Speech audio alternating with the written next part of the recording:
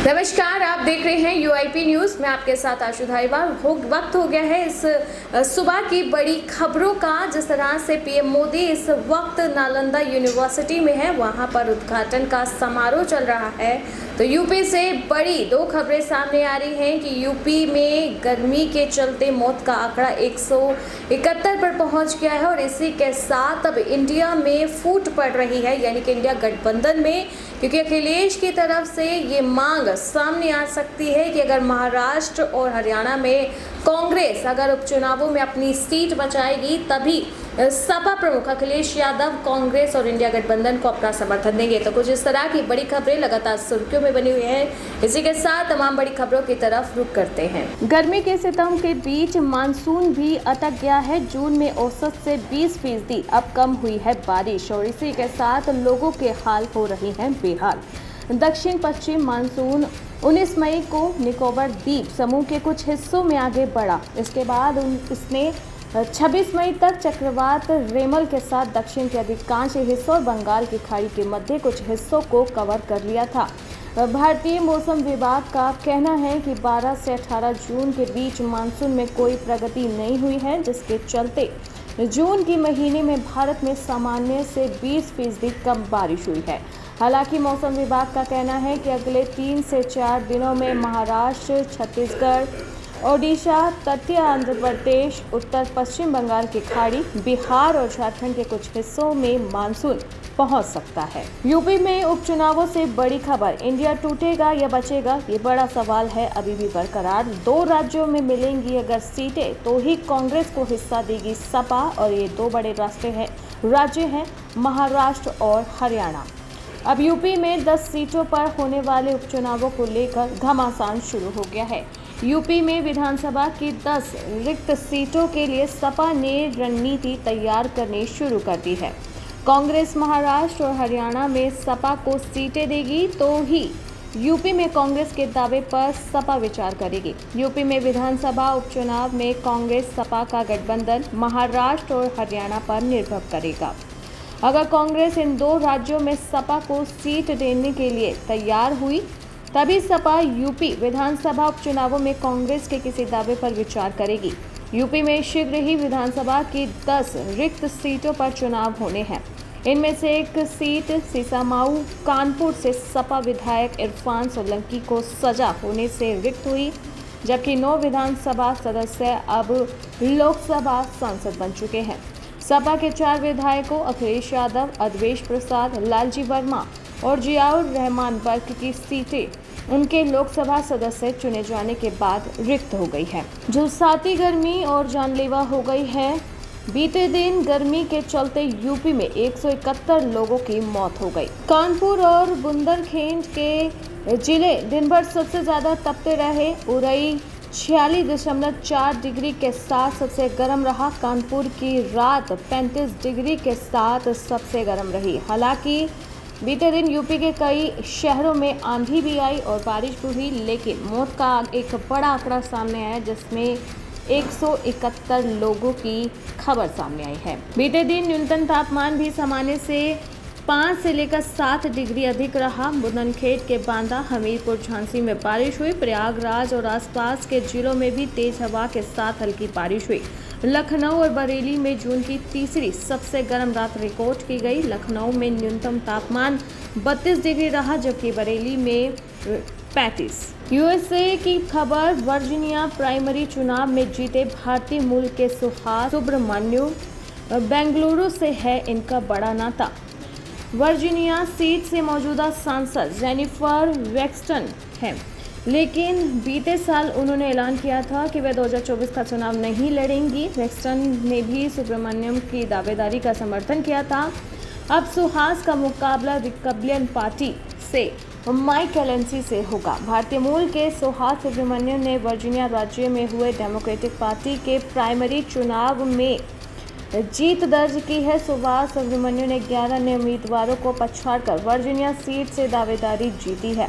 जिन 11 उम्मीदवारों को सुहास ने पछाड़ा है, उनमें भारतीय मूल के क्रिस्टल कॉल भी शामिल है। सुहास सुब्रमण्यम पहले भारतीय मूल के दक्षिण एशिया मूल के और पहले हिंदू नेता हैं जो साल 2019 में वर्जीनिया जनरल असेंबली के चुनाव में चुने गए थे। भाजपा विधायक लक्ष्मण बाग ने दिया अपना परिचय तो नवीन पटनायक ने दिया रोचक जवाब और कहा कि ओ तो आपने मुझे हराया है।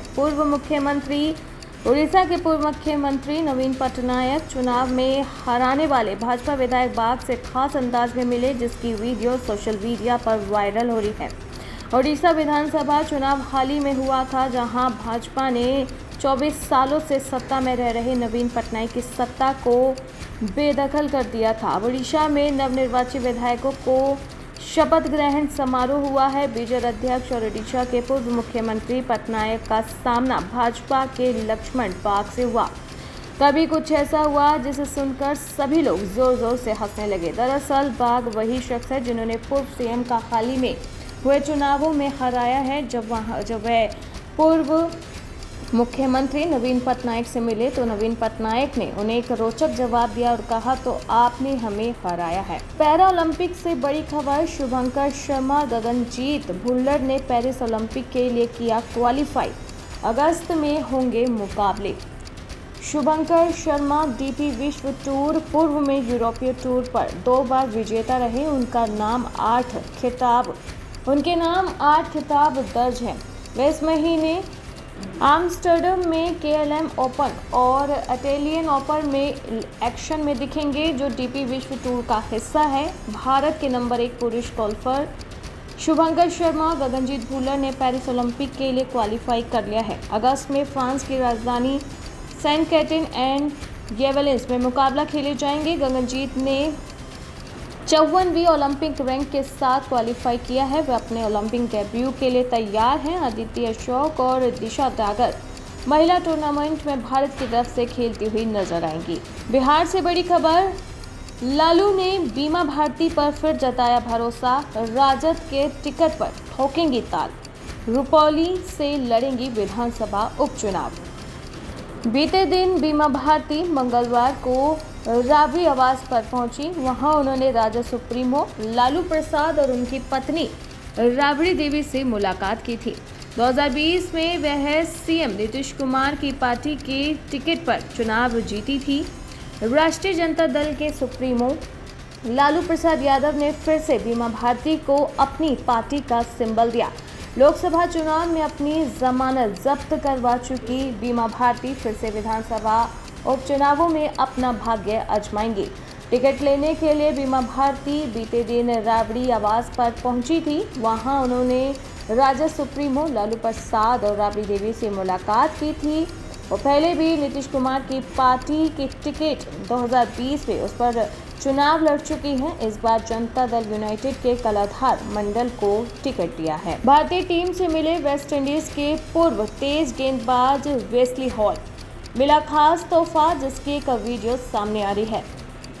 बारबाडोस के मैदान पर जिस वक्त टीम इंडिया प्रैक्टिस के लिए आई, उसी समय दिग्गज गेंदबाज भी वहां पहुंचे। इस दौरान विराट कोहली ने उनसे मुलाकात की और डगआउट में बैठकर तस्वीरें भी खिंचवाई। दिलचस्प बात यह है कि कोहली ने हाल ही में किताब का विमोचन भी किया, जिसका वीडियो अब सामने आया है। T20 विश्व कप 2024 का ग्रुप चरण समाप्त हो चुका है। बुधवार को सुपर 8 की शुरुआत होगी। भारतीय टीम 20 जून को वेस्ट इंडीज में अफगानिस्तान से भिड़ेगी। इससे पहले शीर्ष भारतीय खिलाड़ियों ने पूर्व दिग्गज गेंदबाज वेस्ली हॉल से मुलाकात की, जिसका एक वीडियो सामने आ रहा है।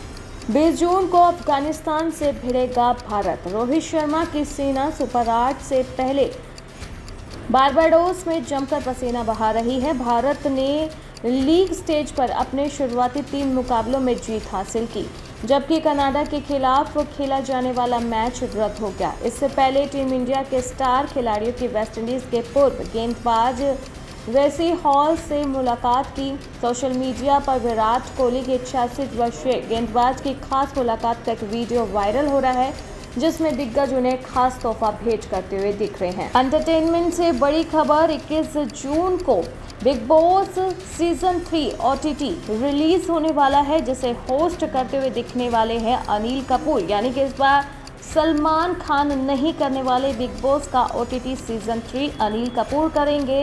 इस सीजन को होस्ट जो 21 जून से होगा प्रीमियर, और इसी को लेकर अनिल कपूर ने तुप्पी भी छोड़ दी है। और इसी के साथ उन्होंने कहा कि सलमान के साथ उनकी बातचीत हो गई है, ये एक म्यूचुअल फैसला है। उन्होंने किसी भी तरह से सलमान को रिप्लेस नहीं किया और ना ही सलमान को कोई रिप्लेस कर सकता है। तो ये थी सुबह की बड़ी और प्रमुख खबरें। बाकी ऐसे ही देश और दुनिया की तमाम खबरों के लिए आप देखते रहें UIP न्यूज़।